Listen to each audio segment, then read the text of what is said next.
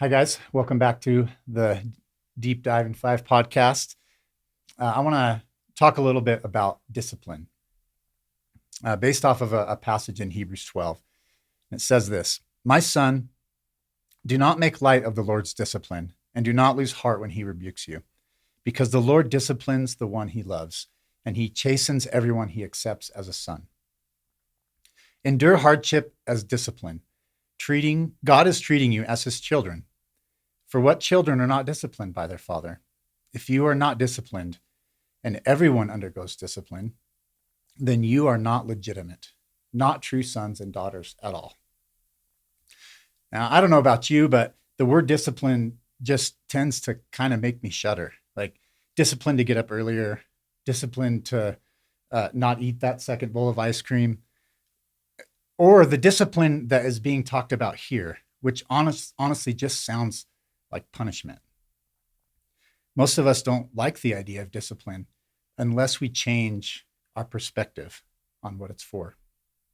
Not long ago, not long after we moved to Egypt, about 13 years ago, we began to face a lot of trials. Our first couple years were really hard. We had 3 family deaths in the first 9 months. We had sickness, struggles on our team, unrest in the country. Nothing was going as we planned. It tried our marriage. We struggled and had to have people help us. And we began to ask questions like, why is this happening, God? I'm a good person. What did I do to deserve this? Why are you doing this to me? But over time, I feel like the Lord began to show us his purpose and his heart towards us in hardship. And so I want to share a couple of those things, and I hope that they'll help you. So the first one is that through hardship, the Father is showing us that we are his children. I mean, just that in and of itself can be an incredible inspiration and gives us incredible encouragement to face hardship, and can help sustain us to go through all kinds of things. What if we're able to get to the point where we stop asking the questions of God, like, why are you doing this to me? And maybe start asking, what are you trying to show me about who I am as your child through this trial? I mean, if you read the King James Version of this passage, it says this: if ye be without chastisement, ye are bastards. Sorry for the word, but that's what it says. And that is just a really kind of slap in your face way of saying, you have got to be able to receive the discipline of the Father. I want to be a legitimate child. The second thing is that we are all under the Father's all-knowing, all-loving authority. He knows what we need. And I'm not just talking about our physical needs, but also what we need in order to be made like him. He has a perfect vision for where we fall short and where he wants us to grow. We like to see the places in our lives where we're really good, and sometimes we get puffed up because of those things and proud of ourselves. Or we see the areas where we're really bad and we get down on ourselves. But either way, we don't have a clear perspective.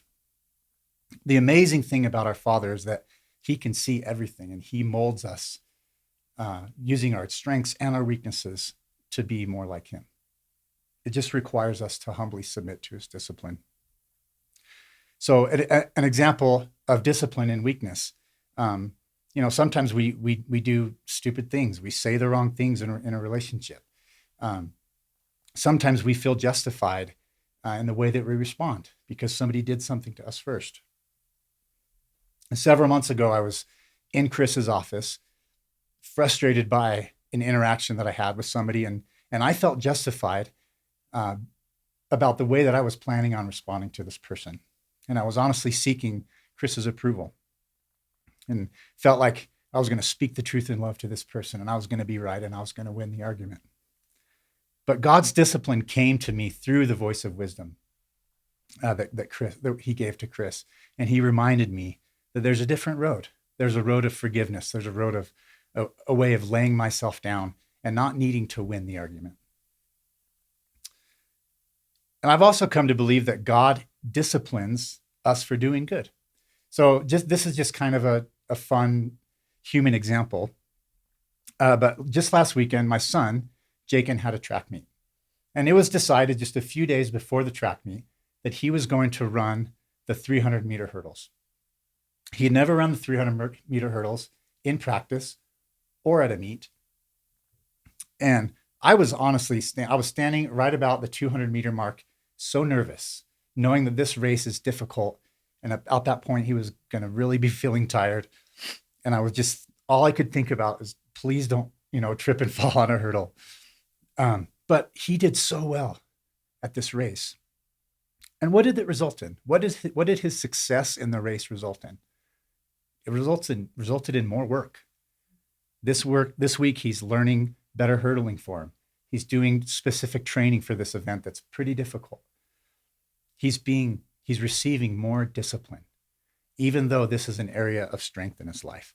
So sometimes God takes us, he takes the strengths that we have, and he puts us through discipline to train us and to be even better.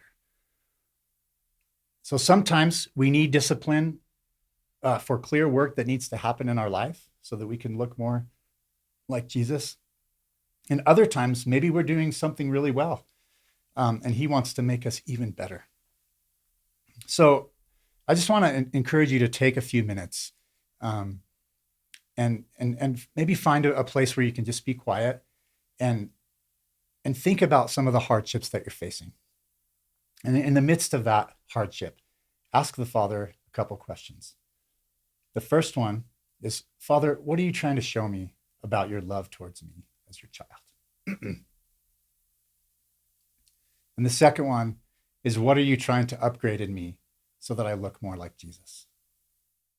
Thanks for taking in today's Deep Dive in 5. I hope this content today was impactful to you. We would love it if you would like, share, write a review, just spread the word. We want to get this amazing content in the hands of your friends and my friends, everyone in Northern Arizona, and you can help make that happen today.